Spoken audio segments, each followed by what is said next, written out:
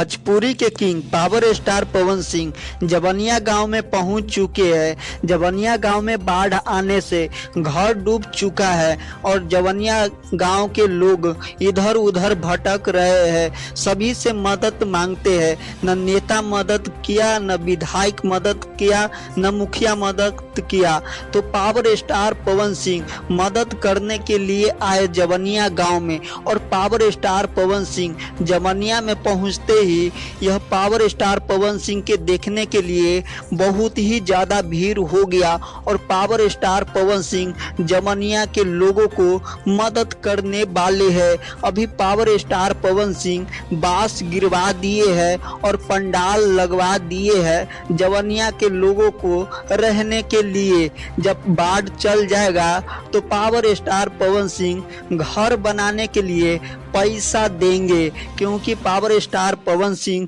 वादा किए हैं जवनिया के लोगों से। तो पावर स्टार पवन सिंह वह है जो सभी को मदद करते हैं। तो पावर स्टार पवन सिंह के देखने के लिए काफ़ी ज़्यादा भीड़ हो गया।